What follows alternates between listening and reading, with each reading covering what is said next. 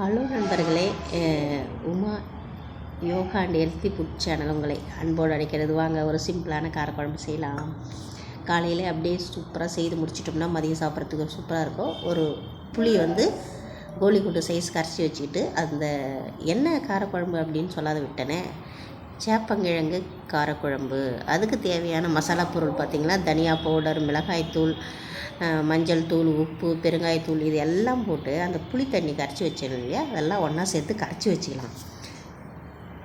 நம்ம கரைச்சி வச்சிட்டோம்னா காரக்குழம்பு செய்கிறதுக்கு ரொம்ப ஈஸியாக இருக்குது. இந்த மாதிரி கட்டி இல்லாத ஒரு ஸ்பூன் வச்சு நல்லா கிளறி எடுத்து வச்சுக்கிட்டு, ஒரு மண் கடாயை வச்சுட்டு நல்லெண்ணெய் ஊற்றிட்டு, அப்புறம் எண்ணெய் காஞ்ச உடனே கடுகு, மிளகு, வெந்தயம், சீரகம் இது எல்லாமே தாளிச்சிட்டு,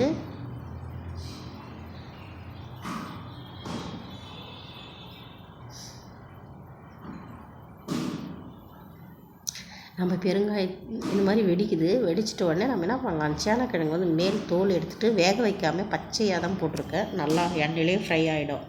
அது ஃப்ரை ஆனதுக்கப்புறம் தக்காளி, அப்புறம் பூண்டு, கருவேப்பிலை எல்லாத்தையும் எடுத்து கொட்டி நல்லா வதங்கினதுக்கப்புறம் நம்ம மசாலா சாந்து கரைச்சி வச்சுருக்கோம் இல்லையா, அதை எடுத்து ஊற்றி உப்பு தேவையான அளவுக்கு போட்டு அப்படியே மூடி வச்சிடலாம். நல்லா சுண்டி வந்ததுக்கப்புறம் கொஞ்சமாக வெல்லம் போட்டு இறக்கிட்டோம்.